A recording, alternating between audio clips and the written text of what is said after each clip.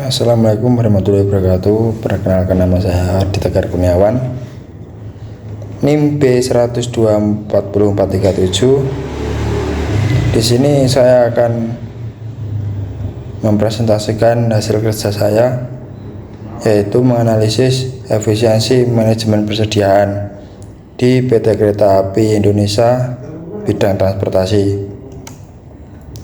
Data yang digunakan: beban pokok pendapatan di tahun 2023 yaitu 27 triliun 18 miliar 520.240.000. Beban pokok pendapatan di tahun 2024 yaitu 23 triliun 273 miliar 515.654.000. Beban pokok pendapatan tahun 2025 yaitu 22 triliun 240 miliar. Estimasi data 1 tahun dikarenakan data keuangan belum diterbitkan. Rata-rata persediaan tahun 2023 yaitu 1 triliun 100 miliar. Rata-rata persediaan di tahun 2024 1 triliun 159 miliar 26.370.500 rupiah. Rata-rata persediaan di tahun 2025 yaitu 1 triliun 177 miliar 800.598.500 rupiah. Inventory turnover ratio. Rumus inventory yaitu beban pokok dibagi rata-rata persediaan.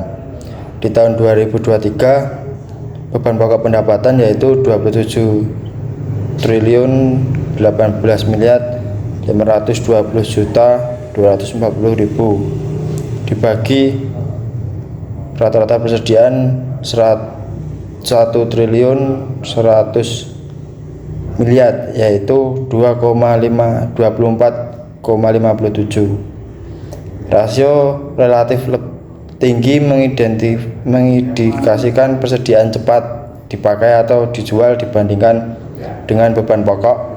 Manajemen persediaan pada tahun ini cukup efisien. 2024 beban pokok pendapatan 23 triliun 273 miliar 515.654.000 dibagi 1 triliun 159 miliar 26.370.500 rupiah yaitu 20. Penurunan rasio dibanding 2023 menunjukkan persediaan cenderung lebih lama tersimpan terhadap beban pokok pendapatan, bisa karena strategi stok lebih tinggi atau penurunan konsumsi persediaan. Di tahun 2025 beban pokok pendapatan 22 triliun 240 miliar dibagi 1 triliun 177 miliar 808.598.500 rupiah dengan hasil 18,8. Tren menurun berlanjut menandakan perputaran persediaan makin melambat relatif terhadap beban pokok. Kesimpulan, inventory turnover PT Kereta Api Indonesia menunjukkan tren menurun dari 2023 ke 2025 yang bisa mengindikasikan bahwa perusahaan semakin menyimpan lebih banyak persediaan relatif terhadap kebutuhan operasional.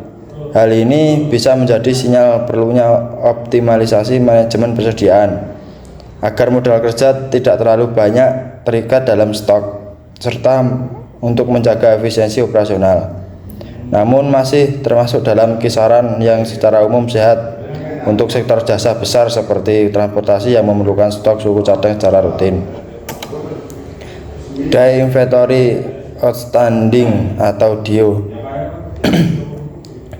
DIO mempunyai rumus rata-rata persediaan dibagi beban pokok pendapatan dikali 365 hari. Di tahun 2023 beban di tahun 2023 rata-rata persediaan 1 triliun 100 miliar dibagi 27 triliun 18 miliar 520 juta 240 ribu dikali 365 hari sama dengan 14,8 hari. Persediaan hanya bertahan rata-rata kurang dari 15 hari sebelum digunakan atau dikonsumsi. Untuk mendukung operasional, ini menunjukkan efisiensi tinggi dalam pengolahan stok pada tahun ini. Pada tahun 2024, rata-rata persediaan 1 triliun 159 miliar 26 juta 370.500 rupiah dibagi beban pokok pendapatan 23 triliun 273 miliar 515 juta 654 ribu dikali 365 hari yaitu 18,17 hari. DIO meningkat dibanding 2023, artinya nilai persediaan bertahan lebih lama sebelum digunakan atau dikonsumsi. Ini mencerminkan penurunan laju perputaran persediaan. Di tahun 2025 rata-rata persediaan 1 triliun 177 miliar 808 juta 598.500 rupiah dibagi beban pokok pendapatan 22 triliun 240 miliar dikali 365 hari yaitu 19,33 hari. Kenaikan DIO berkelanjutan menunjukkan persediaan pada 2025 diperkirakan semakin lama bertahan sebelum dipakai atau terjual dibanding 2 tahun sebelumnya.